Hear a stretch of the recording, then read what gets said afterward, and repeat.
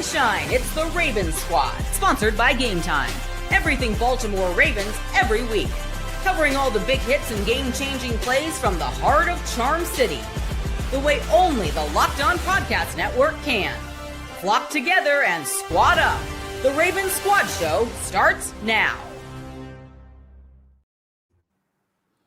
Welcome, ladies and gentlemen, to another episode of the Ravens Squad Show.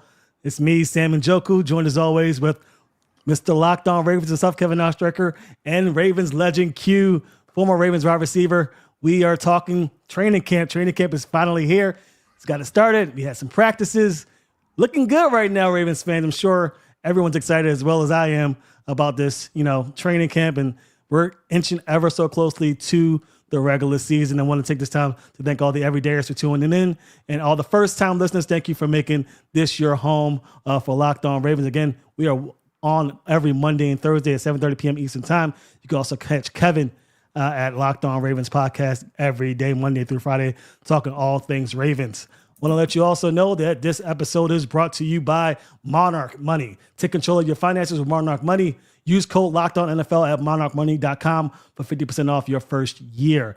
This episode, we're going to be talking about Marlon Humphrey. Marlon Humphrey made some very great comments about this Ravens defense. We'll get to that first. We'll also touch on John Harbaugh's comments about the Super Bowl or bust moniker that has gone around with the media as of late. We'll also touch on what's going on early in training camp with the Ravens, our early impressions, and we'll also touch on what Zay Flowers and Torrey Smith had to say regarding our boy Lamar Jackson. But first, we'll touch on Marlon Humphrey. He is all about this Ravens defense. We talked about it throughout the offseason, Kevin and I, as well as Q, about how this defense, needs to get back to where it once was and how Marlon Humphrey is leading the charge. Q, I'll start with you because you've had some things to say about this defense in regards to what Marlon Humphrey has in store for this defense in 2025. I want to get your thoughts on it. Marlon Humphrey said that, this team isn't really feared in the NFL as it used to be. The Steelers don't fear the Ravens. The Bengals don't fear the Ravens. Do you think the Ravens can get back to being feared, or do you think the Ravens have already been feared? I want to get your thoughts.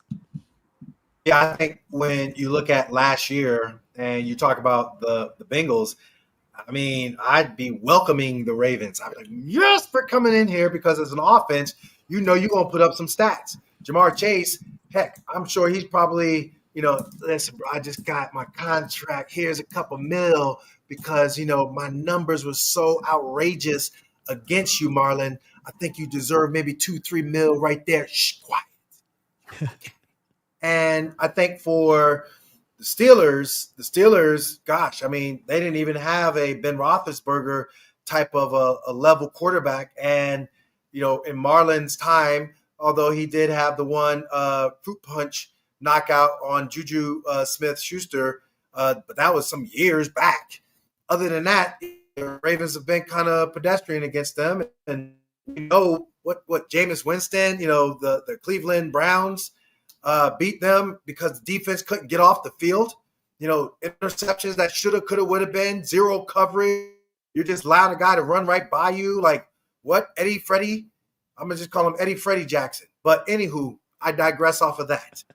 When you see the bigger picture, I think for the playoffs and Josh is saying, man, we going to play the Ravens. We good. I don't need to worry because by the second half, they're going to be so worn down, they're not going to be able to make plays on me, and we're going to just march down the football field. Don't get me into the red zone because I'm a scorer.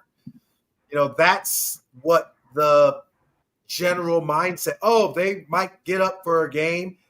Patrick Mahomes, they're going to get up for us. So I know they're probably going to be a little tough, but all I got to do is just make some plays, and they're just going to fold. Shall we? So the point is that, yeah, there is a mindset that is the Ravens that has not been in a long, long time. And that mindset is we're tough, we're physical, we fly to the ball. Every time you think you got it figured out, we change it up and cause confusion. We turn the ball over. When our offense wants the ball, we get it. It's not about if, it's about when.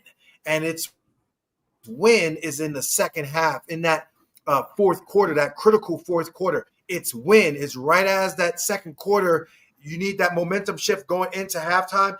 That's win. those are the quarters where defenses show up. We haven't seen that. We've seen it regular season, but we all know what Marlon's talking about. Super Bowl or bust. It's now. We're talking about, I want to see the defense look good now. I don't want to see the defense 2012. I want now. I don't want to see 2000 defense where they were just like all-time number one forever, ever. I want now. I want it to be now that when we're talking about this defense, so when it's going out there against all these teams in the regular season, now we're establishing it. So when the postseason comes and all the scouts, and I'm pontificating, so you're going to have to bear with me, but when all the scouts for whatever team they're going to be playing, and they look at that body of work, they're going to go up into the meeting room and they're going to talk to the office like, this is going to be tough. Ravens are no joke. Yep. Marlon Humphrey set an edict at the beginning of the year, and here we are. We got to face him. That is where Marlon, I think, wants it to be known. They got to reestablish what it is to play like a Raven, and especially on the defensive side of the football. I believe Zach Orr and the defensive coaching staff, I think they're ready for that. I think that they're ready to be a turnover machine, a tackle for loss machine, a sack machine. I think they're ready for it. The big thing with the Ravens defense, and Hugh, you mentioned a lot of great points, and particularly with the turnovers, that is something that, Marlon's been really hitting hard in his comments to the media over the course of the last couple of months. Getting back to that standard doesn't just mean, we allow 14 points in a game or, we allow 18 points overall. It's, hey, let's get the ball back for our offense. And the stat that I bring up, I've brought it up with both you guys on Locked On Ravens, and people who listen every day are probably tired of me talking about it, but it has to be talked about continuously. It's the fact that the Ravens and Lamar Jackson's in the Lamar Jackson era, Baltimore and those playoff losses, the Ravens have turned the ball over 15 times on offense, but have forced just 2 turnovers on the defensive side of the ball. So quick math there, you get minus 13 in the turnover differential department, which, you cannot have that. Marlon Humphrey understands it's unacceptable. The team understands it's unacceptable. And again, this defense, this team, like it's been a defensive identity team. And obviously that has, I guess, shifted with Lamar Jackson, but still, when you get down to it, it is defense, defense, defense. Offense wins games, with defense wins championships. That's the big saying that everybody's talking about. And it's true. I mean, that in itself is where that extra little push, and everybody talks about Lamar Jackson and the playoffs, and there are all those conversations. We have them. We hear the national media, this, that, and the other. But what isn't talked about is the fact that really I call them the big 3 of Ravens playoff losses, which I hate that we have that, but we do. In the big 3 of Ravens playoff losses, the defense started slow in every one of those games. And now credit to them, because I guess they slowed down and were able to stop the opposing offenses. I mean, in that Kansas City game, the Ravens didn't allow a point in the second half of that game. And, the offense was just bad. They ran the ball way too you can't run the ball that little amount and expect to win the game when that's your bread and butter. But again, like that Buffalo game, the Bills, they were picking them apart early. It really felt like the Bills had their number. And so it's about, hey, what if the defense can just start a little faster next time? And, the offense, sure, they have to get right and start faster as well. But this isn't just a conversation about Lamar Jackson in the offense. Yes, they were involved, but the defense is also involved in those big moments. And we saw the Ravens be able to adjust very well last season. But I did find the comments interesting about, the Bengals don't fear us. The Steelers don't fear us. And I think if you are the Bengals or the Steelers, if you go into a game fearing a defense, you're going to lose the game. Like, you have to go in with confidence. I think that's the ultimate thing. You cannot say, oh man, I'm scared of this team. You're going to lose if you're scared of that team. So from Marlon's perspective, that way, yes. But you do want to get in the heads of these guys and say, like, man, we know it can flip in a hurry on us if we don't get off to a start. And that's how you wear opposing offenses down, is you go 3 and out on the first possession, 3 and out on the second possession, you force a turnover on the third possession, and you're all of a sudden like, man, how do we beat this defense? That, to me, and Q saw it up close and personal with that 2000s Ravens group, like, it's just taking their will away. And it's something, this is the offensive side of it, but Ben Powers, when he was in Baltimore and going through the pre-draft process from Oklahoma, he said, he loves stealing the will of his opponents. Like, that is what the mindset has to be. And for Baltimore, I'm glad that Marlon is taking this approach, and I'm glad that, this is the message of the team this season. But obviously, we got to see it on paper, because the paper is there, but on the field is going to be the most important part. We've seen them force a ton of turnovers in seasons. We've also seen them been inconsistent. So I think they have to get, if anything, a happy medium, but hopefully they trend towards a really high turnover defensive group this year. I still think the consistency of this pass rush is going to be the end of the story for this defense. If you want to be a feared defense, you have to be able to get after the quarterback. I was looking at some film as I get ready for the season on Aaron Rodgers and saw how the Ravens were just tenaciously getting after him in games against him when he was playing for the Green Bay Packers. And I don't see that from this Ravens defense right now. I don't see a team that's able to get to the quarterback on a consistent basis. The sack numbers are there, obviously, because teams are really trying to get back on you and get the score going, because, the Ravens are often 2 touchdowns ahead and they're throwing the football. But, man, I would like to see this Ravens defense have more consistent pressure from their pass rushers. Do you see that happening? I know the Ravens got Mike Green. Kevin, I'll start with you. But do you see this pass rush taking that next step? It looks like they need to take 2 steps, because it just seemed they were middle of the pack last year in terms of consistent pass rush pressure. Do you see it happening this year? I do. And part of it is the fact that I believe they are a lot deeper this season, really with just one addition, and that is Mike Green. I think that Mike Green opens up a lot of possibilities, but you add in that factor, but I'm also factoring in internal growth for a lot of these guys. It's a decently young group. I mean, you take Kyle Van Noy out of the equation and, John Jenkins on the big defensive lineman part of it, and you truly do have a lot of young players that are going to take on a lot bigger roles this season. I mean, we just heard today Kyle Van Noy comparing Travis Jones to Dexter Lawrence and kind of how, man, if he was healthy and didn't have that ankle, and that's something that's well documented. Travis Jones was balling early in the season, but that ankle injury, I think we lost a good season of Travis Jones, because I think he tried to play through it, and, shout out to him for trying to tough it out for his team. But, he clearly was not the same player that we saw in the early parts of the season.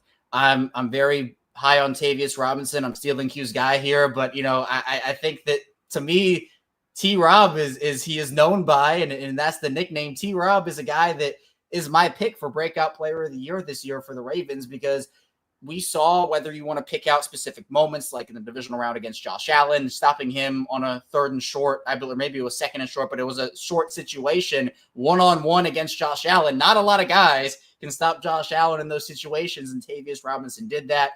Plus, I think he's adding and improving to his arsenal as a pass rusher, and we heard that multiple defensive coaches called Tavius Robinson one of the key pieces to this group this season. So it's Tavius Robinson. Hopefully consistency is the name of the game and the word of the day. Odafe Owe can hopefully be more consistent to where we don't see him have 3 sacks against the Steelers and then disappear for a month and a half. Like, you want to spread out that production and make it so you are a consistent force, not just a boom, I'm getting at you in this game, and then you're not going to see me for a little while. Can Broderick Washington finally step up to the bill and improve more than we've seen? Can Aeneas Peebles, who apparently had a couple of plays in training camp so far, can he be a guy as a pass rusher that can help you out?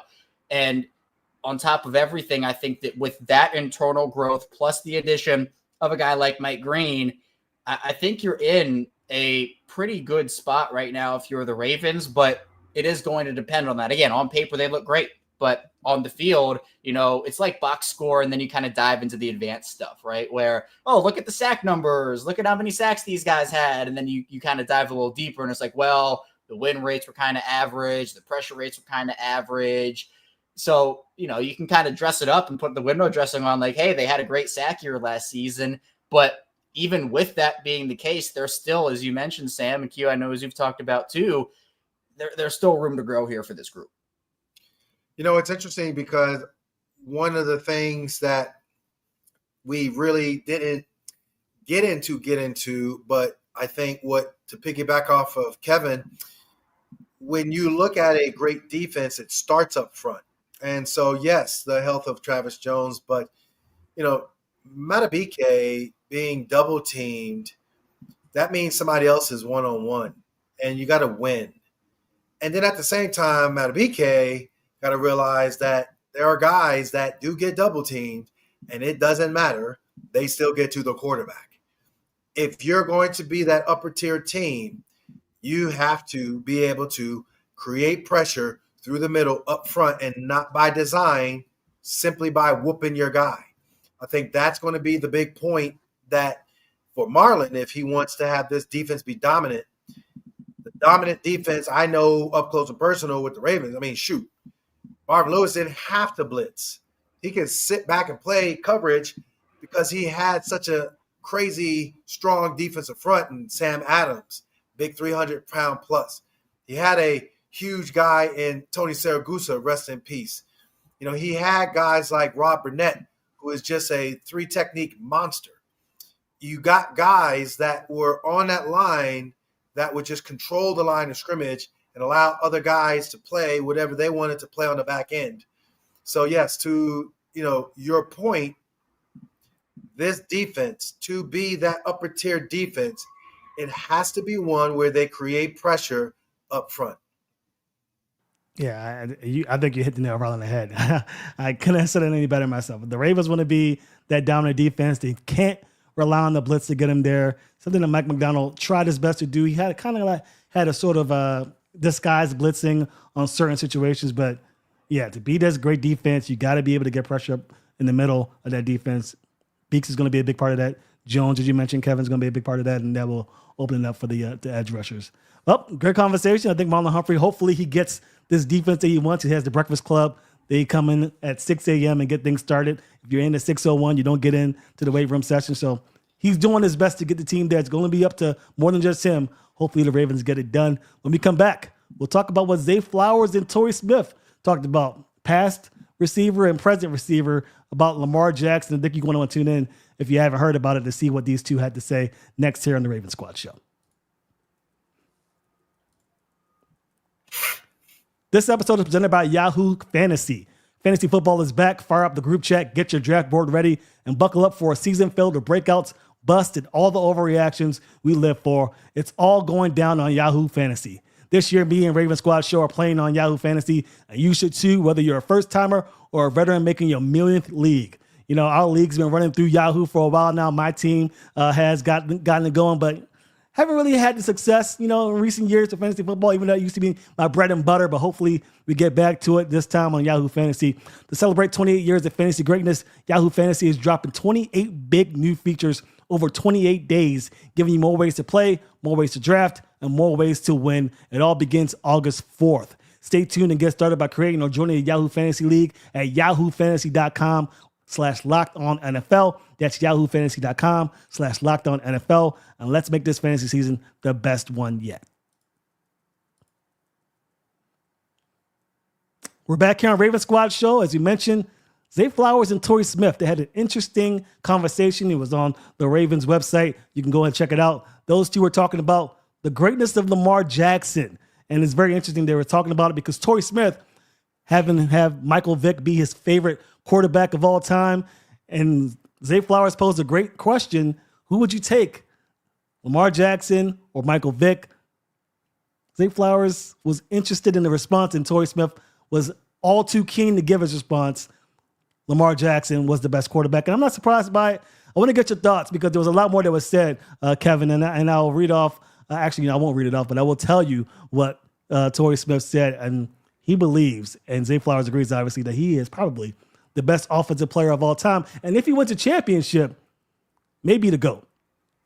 Yeah, I mean, this is, first of all, it's cool to see Torrey and Zay chopping it up like this. You mentioned the past and the present aspect, but when specifically talking about, choosing Lamar Jackson or Michael Vick, I think the thing that Torrey Smith said in his answer that is kind of the viral quote that's being thrown around on social media right now is he said, as you mentioned, Sam, he said that he took Lamar, but then he said, quote, take his running numbers out of it. When you watch him play and throw the ball, he's better than most of your favorite pocket passers. And I think that it is true, but it's a misconception or honestly just stubbornness around Lamar Jackson because coming out of school, he needed to improve in certain areas, and then he does that, and everyone's like, nope, he's still the same player he was at Louisville. And I'm just like, okay, so we're not going to give the guy any credit for improving. By the way, breaking news, you might not have known this, but every player that has ever come out of college and plays in the NFL comes out with stuff to work on, and they think they need to improve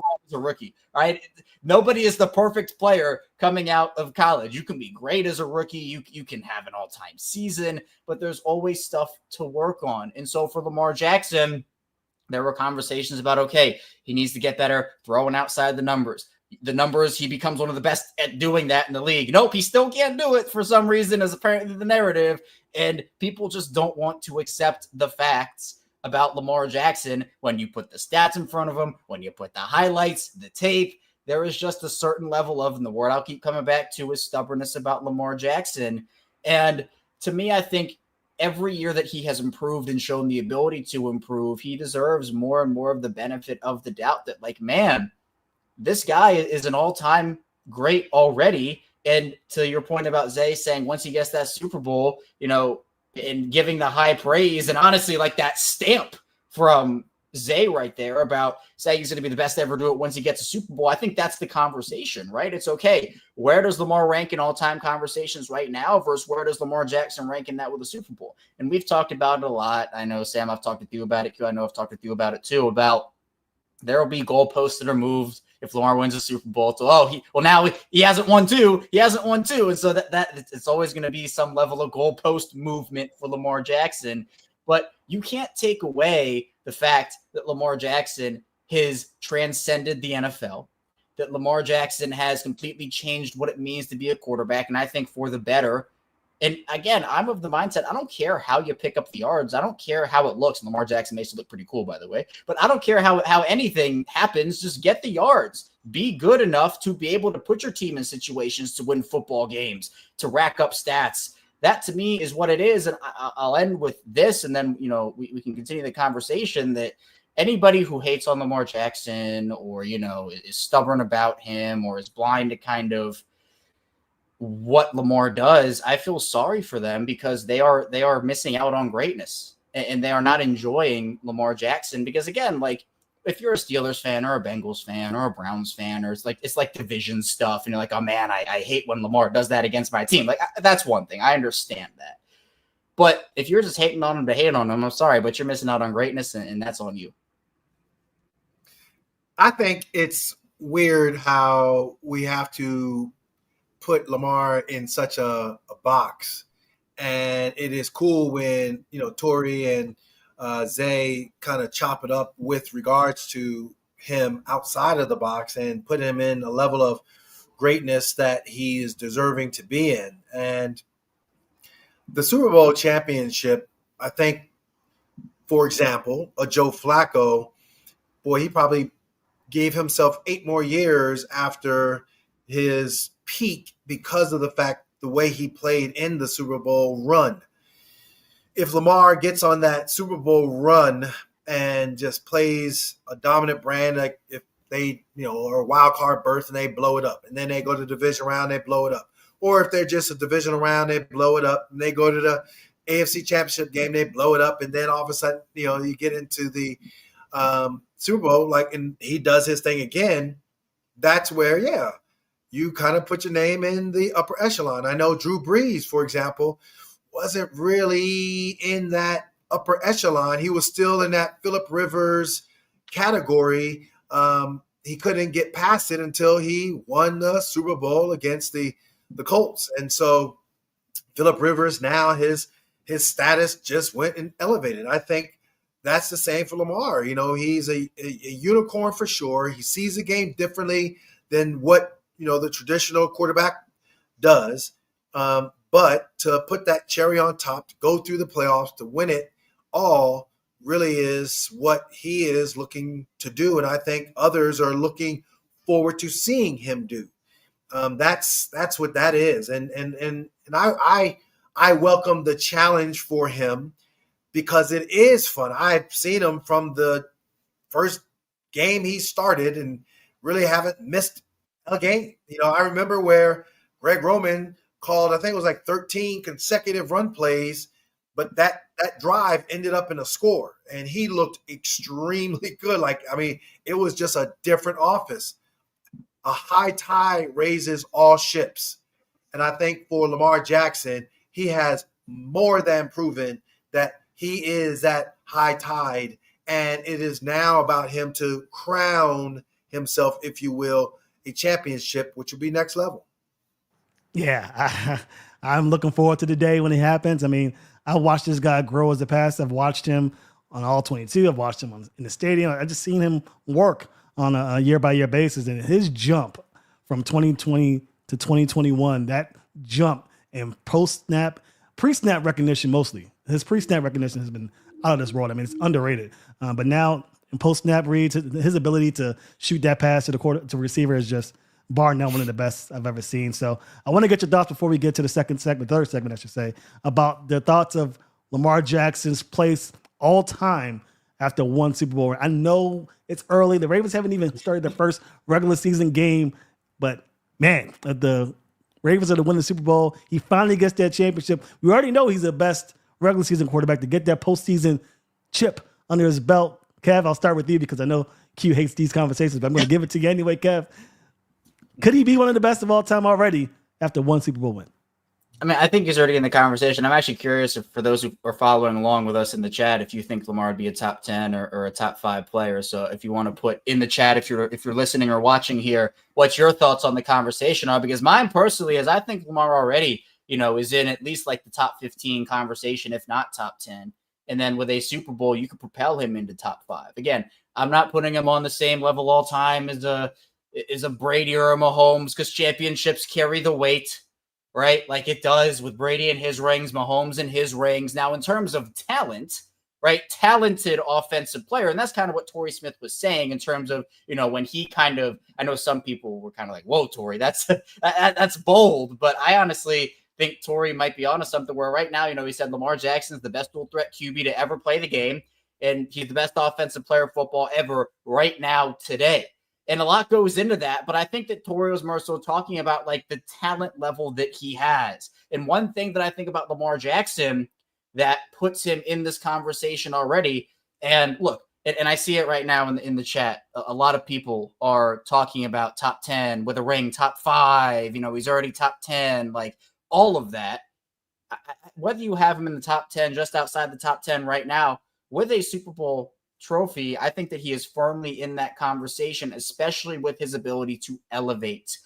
All the greats do it. Everybody does it, and that includes, I think Patrick Mahomes does a good job at that. I think Josh Allen does a good job at that. Joe Burrow does it as well, though Joe Burrow has, that duo over there. Put them on the Ravens and let's see what happens. But even so, I remember Lamar Jackson. There was actually a post on social media out today of, man, all these people have ball knowledge, but, can't name a random wide receiver or something. And my pick was Kamar Aiken, but you saw Lamar Jackson in 2019 win the MVP with Willie Snead and Seth Roberts. No disrespect to those guys, but I mean, it's not like a Zay Flowers or a Rashod Bateman or even what some of those top level, Lamar Jackson has never had his Justin Jefferson or Jamar Chase, and great players elevate those around them with how good they are. And Lamar Jackson, to me, and that's why I call Lamar Jackson, I'm not talking about the award MVP. I'm just talking about like who is the most valuable player in the NFL.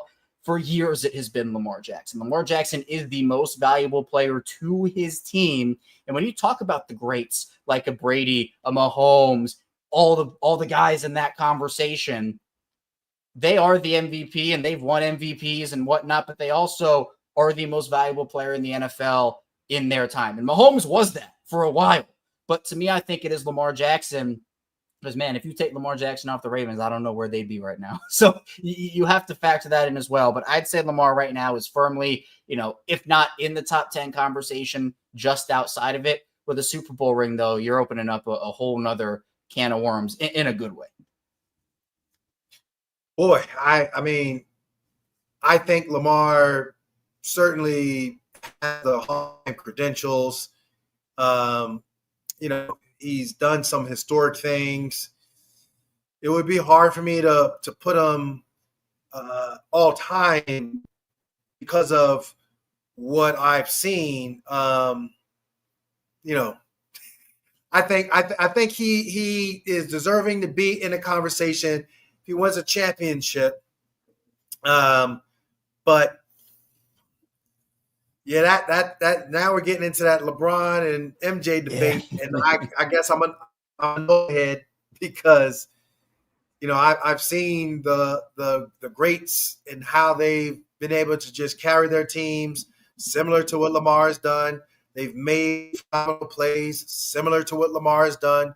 Lamar certainly has made some incredible splash plays with his feet, like none other has, and of course with his arm. So that combination puts him up as the number one guy. But hey, I'm a huge Mike Vick fan, and I love the way he played. I think it took him a minute to mature to be the first guy in, last guy out type of a player. But bigger picture wise, I just think that he still has more of a body of work to do before we're we're putting him in the upper echelon of quarterbacks. That's fair. That is a fair assessment. I think I wouldn't put him. I think he'd need at least 2 championships for me to even consider him to being one of the greatest of all time. I mean, his play is by itself on a vacuum. Yes, he's one of the greatest to ever do it. I think for me personally, the best quarterback I've ever seen play football in his prime is Aaron Rodgers. I think Aaron Rodgers is the best I've ever seen do it. And he only has 1 championship. So in my opinion, he can't be in that conversation either. But you talk about Tom Brady, even Peyton Manning, he has multiple championships. Those guys are in the conversation. But if Lamar wants to get there, he's not going to be just satisfied with just 1 championship. So I think we could, hold the horses on that anyway. But yeah, if you get to 2, maybe 3, you don't need 6 like Brady to be considered the greatest in my opinion. But just have multiple championships under your belt. I think that gives you a strong case to potentially be considered one of the greatest to ever do it. All right, when we come back, we'll talk about training camp. Don't forget, training camp just started this week. There's some players out there playing some decent ball, although be it in shorts. But we'll talk about who we saw, what we liked from what we saw so far in this training camp, and maybe some people that have a lot more to be desired next here on the Raven Squad Show.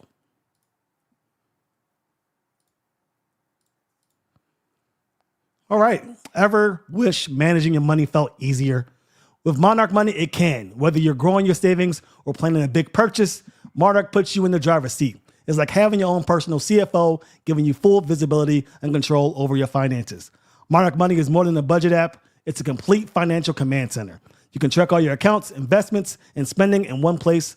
So in addition to managing your money, you're also building wealth. Looking at my spending, I've been pretty surprised about how my spending has been sometimes. A lot more, eating out than I probably should. A lot more fast food than I probably should. Monarch Money will definitely help get that straightened out for me. So make sure you take control of your finances with Monarch Money. Use code LOCKEDONNFL at monarchmoney.com for 50% off your first year. That's monarchmoney.com. Code LOCKEDONNFL for half off your first year. We are back here at the Raven Squad Show. Again, we are available Mondays and Thursdays at 7:30 p.m. Eastern Time. You can also catch Kevin talking Locked On Ravens podcast every day with all your Ravens news. Definitely something that you want to look forward to. Again, if you love us, make sure you like and subscribe here on YouTube. Make sure if you're listening, you give us that 5-star rating. Follow us. We are available everywhere you get your podcast as well. Ravens training camp is in full swing. I love it. I've been in social media watching Lamar Jackson clap with the youngins as they come down the field to start training camp. It's been a very exciting time. Not much in the ways of news, but we've been hearing some players to make a name for themselves. Most notably, in my opinion, Jaire Alexander is coming strong the first 2 days of camp. Kevin, I want to get your thoughts about how camp has been so far for you. Anybody who stood out for you so far as people that have made a name for yourself, maybe people that you've looked out for to make a name for yourself and quite haven't done so yet? I think to me, it's just awesome to have everybody back and in Owings Mills getting the work in. I think it's really exciting to see how Jaire Alexander has already kind of put himself amongst his teammates and bought into the Ravens culture. We talked about Marlon Humphrey's comments.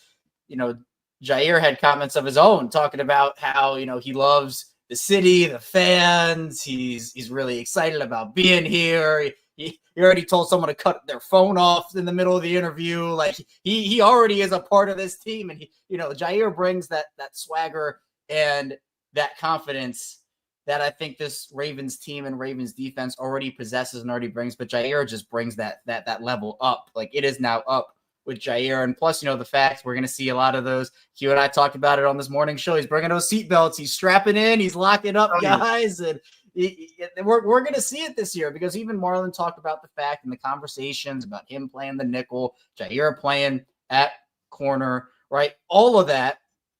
This defense is incredible. And usually, and this is something Q and I also talked about this morning, it's defense over offense early on in training camp, Q, right? That's kind of how it goes. And, the offense is catching up at times. And we saw during today's practice, Malaki Starks gets involved, which is really cool to see. The kicker competition is in full swing. You're hearing about, Roquan stuffing Derrick Henry. And so even guys like Tez Walker making impacts. That was a guy that was one of the stars of spring, and he had a big play, which was really fun to hear about. So it's not only about the vets and seeing how they're doing. Obviously, Zay Flowers looks as crisp as ever, and, his route running and shiftiness is on full display. So just a whole lot of everything. I mean, if they're a guy, and usually it's hard to tell early on. I mean, I'm not going to necessarily rag on anybody for not being, not being in the headlines early on. I mean, I guess with all the young players getting their name put out there, I guess we haven't really heard a ton from Mike Green so far, but that's not overly concerning. So I'm not really concerned with if we get like a week or two in a training camp and we're not hearing a guy's name, then I'm like, okay.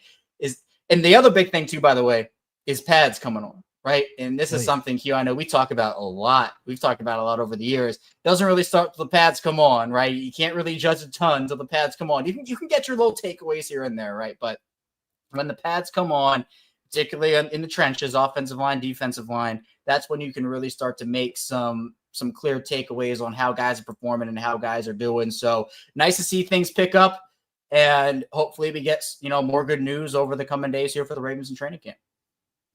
In full disclosure, I am in Las Vegas for the Raiders training camp, and I saw both of their practices. And when I get back into town, I will be watching the Ravens and watching all their practices. So with that said, I am going to say this, that the Ravens practices and their groove is a ramp up, just as the Raiders have their ramp up according to the CBA. But Kadir Ismail, who was last year on the Ravens, I know everyone is asking, Q, how's he looking? The dude is looking sharp. Came out yesterday and looked incredible. I think the one thing for him is, hey, I know I feel more comfortable. I feel like George Gotsey and his assistant coach, Danny, last year really prepared me for this moment. And so the nuances of tight end, he just looks like, yeah, okay, cool. One drill in particular was a team drill. It literally was off tackle, strong side. And I think it was a corner or safety came down in the box. And Kadir just hemmed him up and cleared away. The guy just running back went right off of his tail and kept on going down the field for some positive gains. So Chip Kelly in the first practice was having a lot of routes to the tight ends, and he was making plays. Today it was more about the outside guys, and Kadir was holding his own big time as far as his route running and as well as his blocking. So bigger picture, they're going to be ramping up. Monday is when they get pads.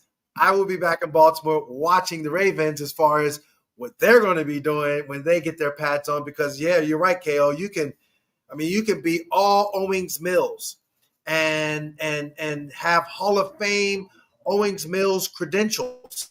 Like, man, but until them pads come on, like, okay, like, great, good for you. Let's see what happens when the pads come on, and Travis Jones going to have to go up against, Tyler Linderbaum.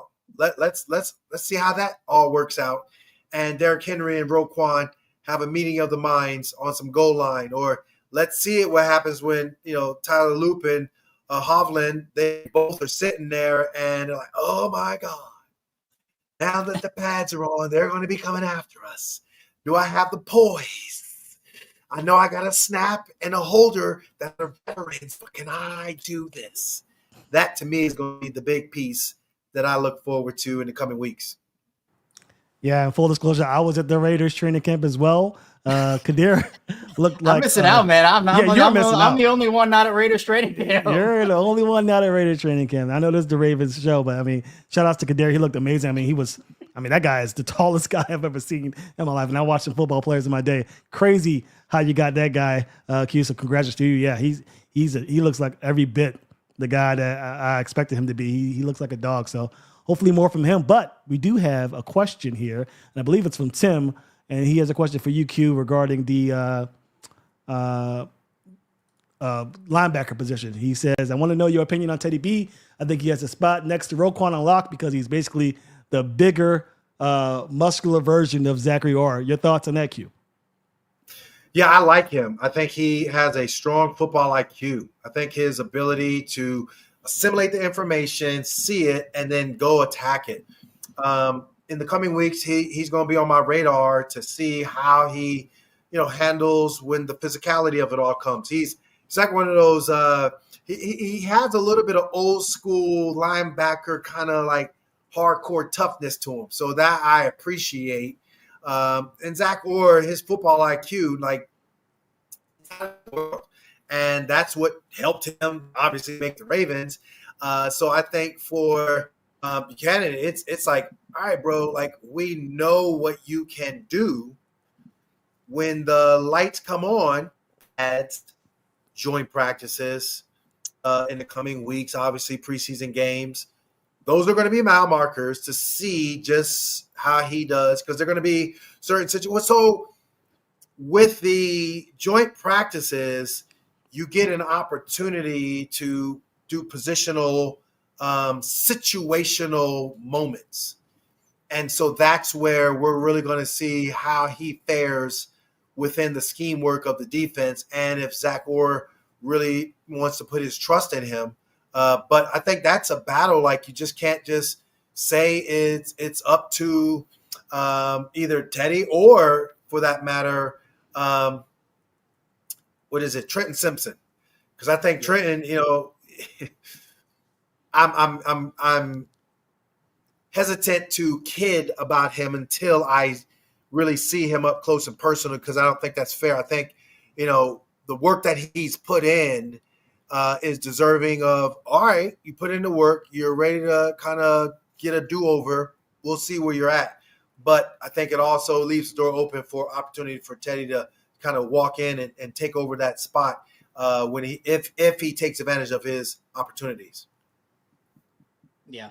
I mean, and just to piggyback off of Q here real quick, I just don't know the organization's trust level in Trenton Simpson. I mean, to be fair, I've grown to the fact that maybe they feel a little more confident than I thought they did. I mean, I think, what was it? Maybe it was John Harbaugh at the owners' meetings. He was asked a question about Trenton Simpson, and he's like, yeah, we feel confident on, like, he's an early down, multiple 2-down. And I'm just like, wait, this is not screaming confidence to me here. And then, some of the defensive coaches during spring practices, they were really complimentary of him and his leadership and his ability. So, that kind of made me feel like, okay, maybe they're a little more confident than I thought.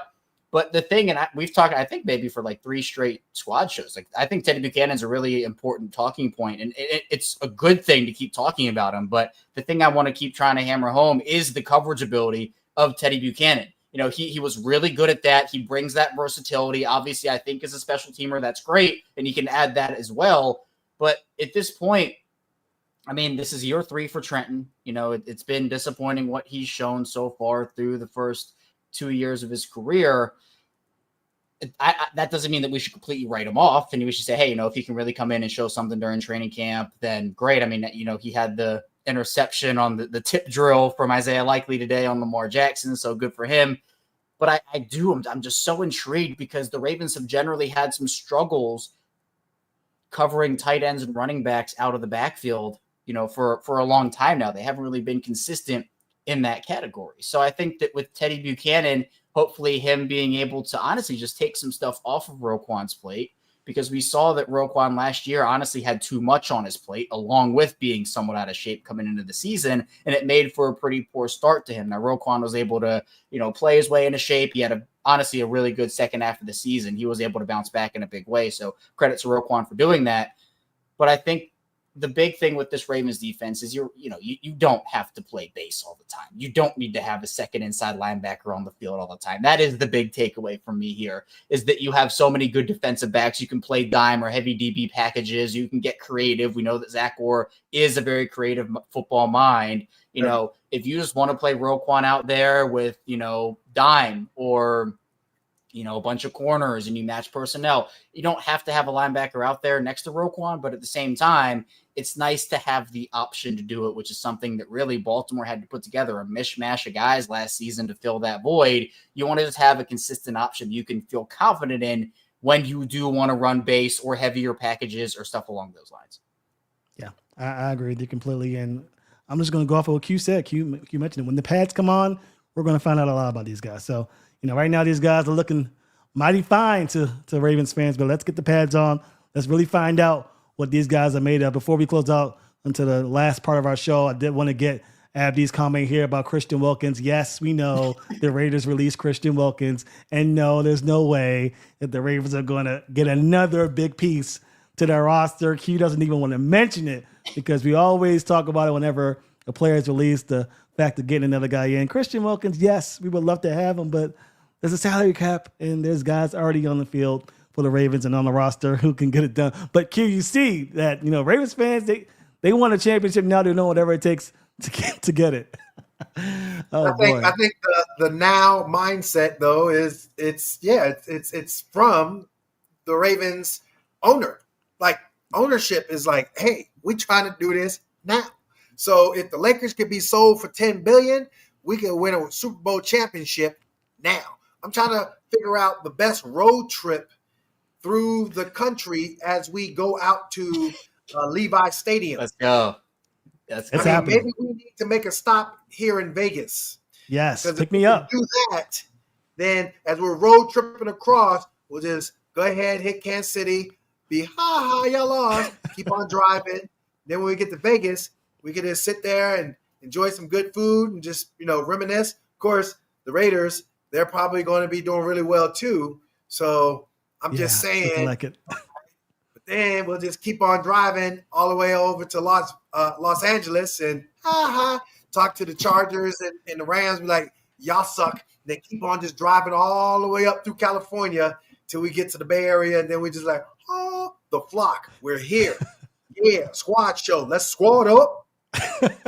Man, look, with Christian Wilkins, it was due to the foot injury and that whole, situation. They avoided the guarantees. There's a whole grievance. But you know what? I'm getting the Infinity Gauntlet out for this Ravens team, and they already added the final piece with Jaire. Bring me another Infinity Gauntlet. We're adding all the stones. We're doing multiple Infinity Gauntlet stones. We're putting them all in there. We want everybody. Matt Judon, Jadeveon Clowney, Justin Simmons, Christian Wilkins. Bring them all in.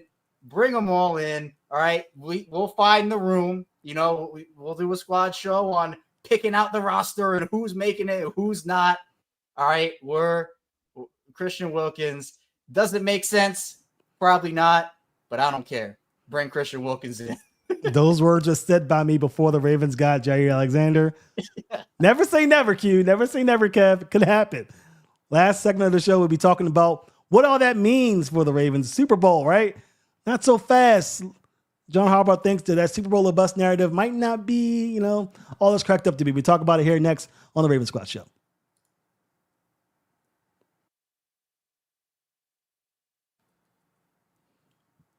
We're back here at the Ravens Squad Show. Again, thank you so much for joining us here on YouTube. Also, if you listen in after the show, wherever you get your podcast, thanks so much for listening as well. We're available here Mondays and Thursdays at 7:30 p.m. Eastern Time, live here for your amusement, as well as the Locked On Ravens podcast with Kevin hosting the show every day, Monday through Friday, getting you ready for the Ravens regular season. Well, we talk about the regular season, training camp, all that, but it doesn't mean anything for us that the Ravens don't reach the championship and win the Super Bowl.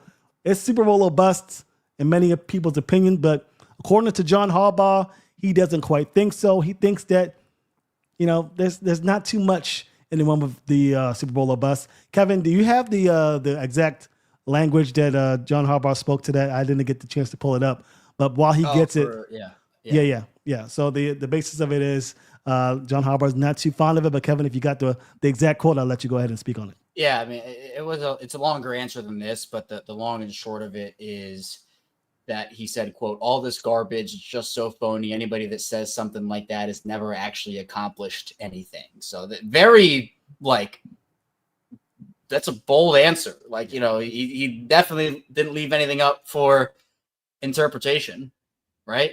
I mean, that's that's that's clearly how he feels. Yeah. I mean, I think that for me, it is about process, but it also is about it is Super Bowl or bust. Like there's no debate to me that it is. And I think that, there's pressure on John Harbaugh this season. Maybe, he feels that a little more than in recent seasons because, they've really tried everything and, a new defensive coordinator comes in because you lose your old one. Well, you did the offensive coordinator thing. Well, this is a really good roster. Lamar Jackson's not going anywhere. If they lose, it's another disappointing season in the wild card or divisional round. We talked about this last week on the squad show or Monday, I think even, what's the next domino to fall? Like it feels like John Harbaugh, and I've said this all the time. He's a great coach. He has flaws that certainly have hurt the Ravens. He has a lot of qualities that help the Ravens. But sometimes, even if you're a great coach, sometimes it's just time. Sometimes it's just time to go on to the next thing. And I can't sit here and justify them getting bounced in the wild card or divisional round with a roster like this. And again, we have to see how it plays out. Health could play a factor. Other things would play a factor. But to me, I think that there is a ton of pressure on John Harbaugh this season. And we're just going to have to see how he handles it. I think this. Andy Reid, Nick Sirianni. Heck, if you want to look at, Bill Belichick, I mean, those guys have been around in the Harbaugh era. They've won world championships. And in that era of them winning, they had high expectations that were placed upon their teams, and they figured out how to push the right buttons to help get over the hump. And that's what this is about. It's you fired all the people you fired. Other people have been hired elsewhere because they were so good. Okay, what's next? What's next in my mind is you got a guy that has been around and has seen a heck of a lot of winning football. No question about it. But if you're in a now winning proposition and you come up short, who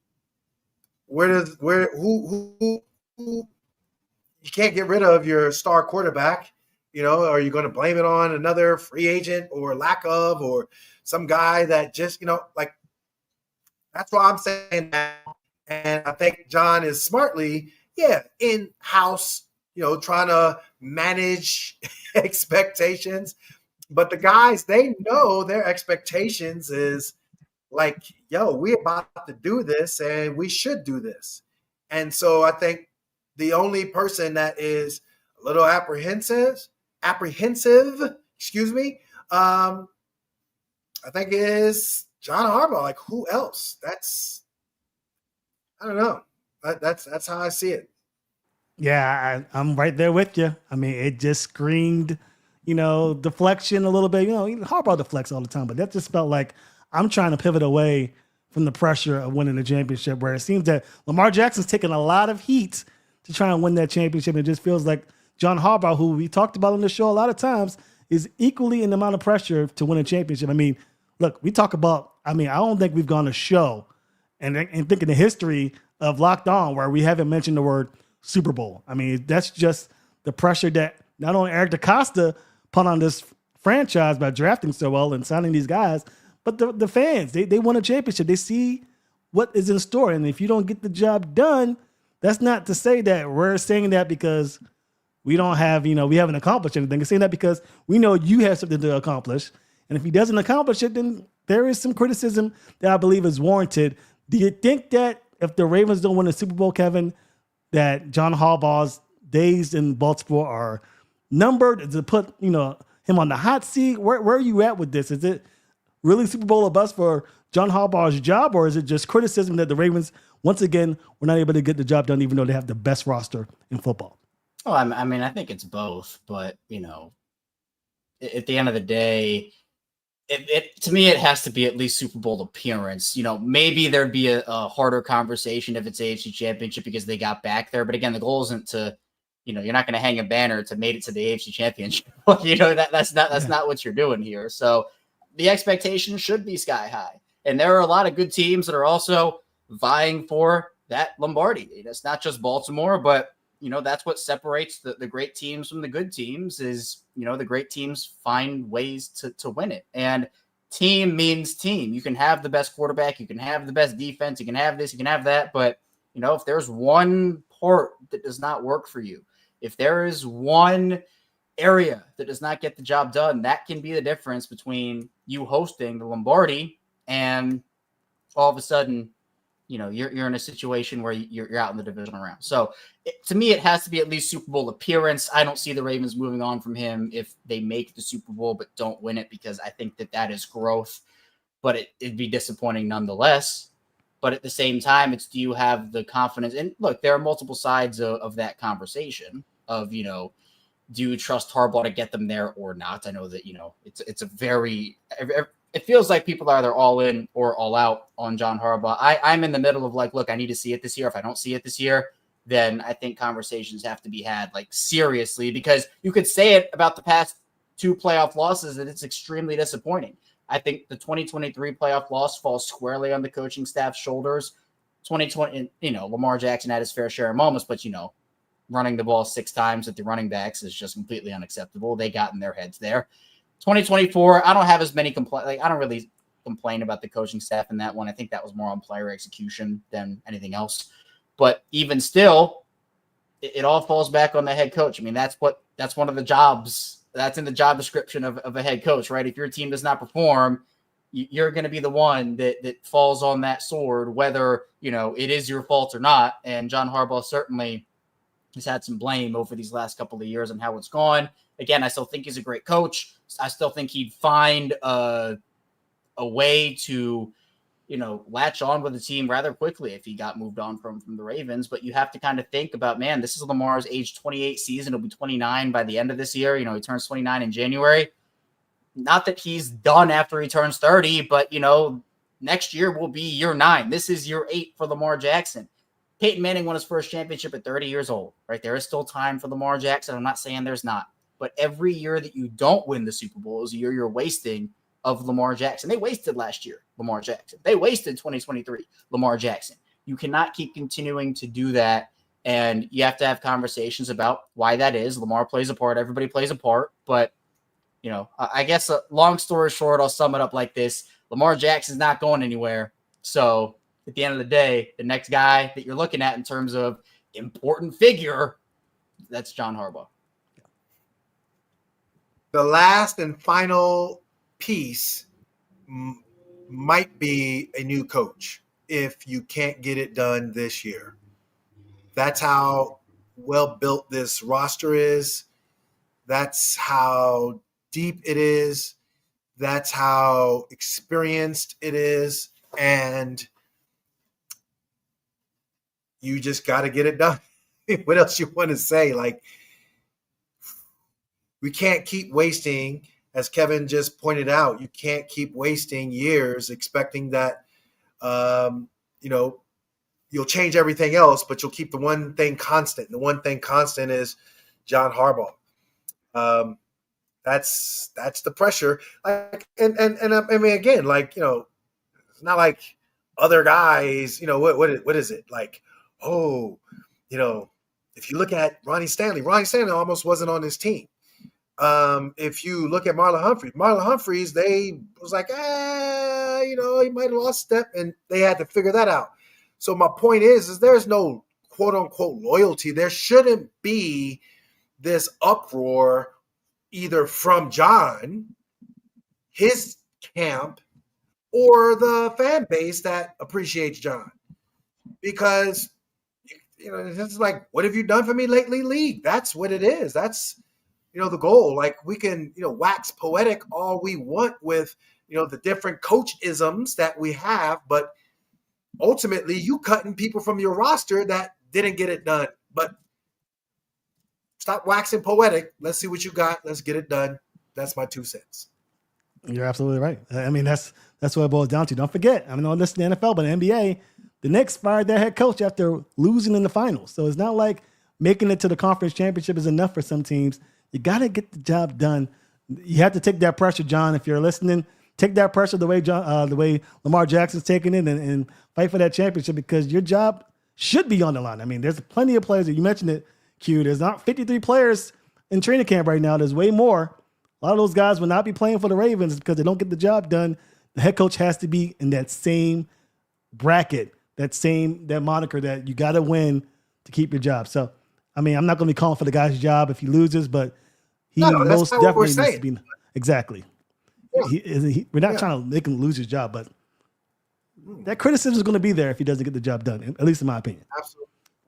Yep. Well, that's going to do it for the show. Thank you again for everybody that tuned in for the live show. I see your comments. I didn't get to all of them, obviously, but I see what you guys are talking about over there. I think somebody mentioned something about wrapping paper at some point during this show. So I love the community that we got going over there. Keep it going. Invite your friends. If you know a Ravens fan that isn't listening on the show, make sure you bring them in for the next episode. We will be back on Monday at 7:30 p.m. Eastern Time talking more training camp, more Ravens news. Make sure you also tune in to Kevin's Locked On Ravens show, as he gives you nothing but Ravens content day in and day out. Night, rain or shine, he's always giving you Ravens content, which is what we love about Kevin. So great show again. Love you guys for tuning in, and we will see you back here on Monday at 7:30 p.m. Eastern Time here on Locked On. I mean, not the Locked On Ravens, the Ravens Squad show. I'm going to get that one day, but yes, the Ravens Squad show. We'll see you back here on Monday.